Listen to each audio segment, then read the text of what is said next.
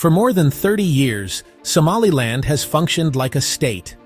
It has its own government, its own elections, its own security forces. Yet despite decades of self-governance, no United Nations member state has formally recognized Somaliland as an independent country. So here is the uncomfortable question. Is Somaliland unrecognized because it lacks qualifications, or because Somalia still holds the diplomatic advantage? Let's examine the reality. In 1991, after the collapse of Somalia's central government, Somaliland declared independence.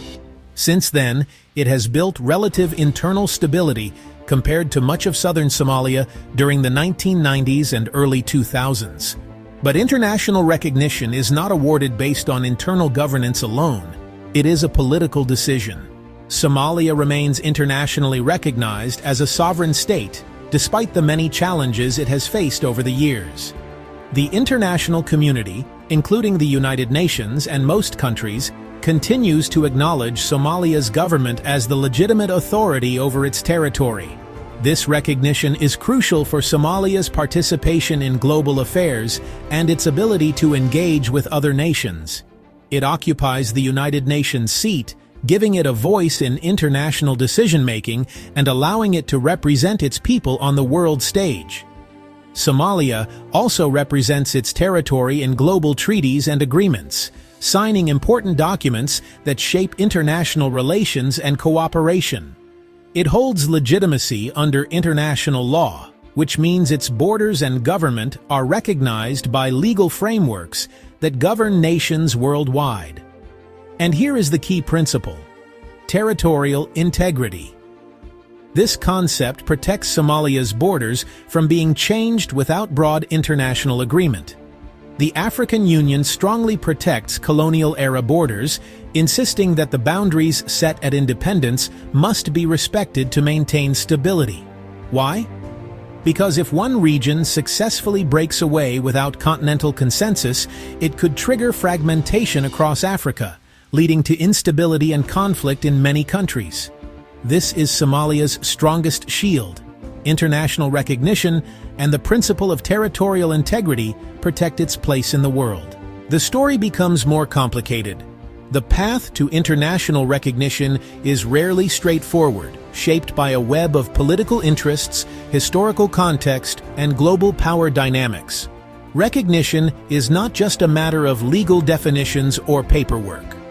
It is deeply strategic, often influenced by shifting alliances, regional stability, and the interests of influential nations.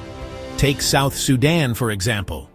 It became independent in 2011 not simply because it wanted to, or because it declared itself a new nation, but because there was international consensus and major power backing. The world's leading countries agreed that South Sudan's independence served their interests and the region's stability. Eritrea became independent after a long war and a negotiated settlement. Its recognition was hard-won, shaped by years of conflict and diplomacy. Kosovo's story is different. It was recognized by many countries despite Serbia's objections, showing that international support can override local resistance. History shows something important. If powerful states see strategic advantage, and if the global climate is right, recognition can be swift and decisive. Recognition can happen even over objections, and even when the path seems impossible. The precedents are clear. International politics, not just local aspirations, shape the fate of new nations. Can Somalia stop it? Legally, Somalia cannot veto another country's decision. Diplomatically, Somalia can lobby, build alliances, and use African Union mechanisms to discourage recognition. Politically, Somalia can raise the cost of recognition for any country considering it. The ultimate decision does not rest in Mogadishu alone. It rests in global capitals. Now let's consider the business dimension. Recognition would immediately affect port investments in Berbera, maritime agreements, access to Red Sea trade routes, and risk calculations for foreign investors. Recognition reduces legal ambiguity, but it may also increase regional tension. and investors dislike instability. Here is the real shock. Somaliland's recognition does not depend only on Somaliland's own efforts, ambitions, or even its internal stability. No matter how much Somaliland pushes for international legitimacy, its fate is not entirely in its own hands. Surprisingly, it does not depend solely on Somalia either.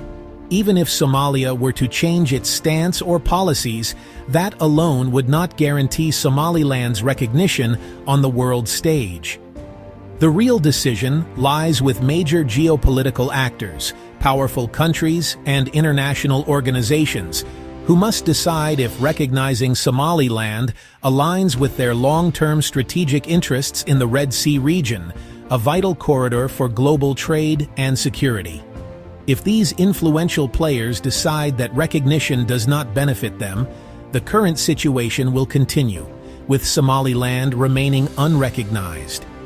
If they determine that recognition serves their interests, diplomatic resistance from others may slow the process, but it won't necessarily stop it. Ultimately, Somaliland's future is tied to the calculations of global powers. For now, the balance favors caution.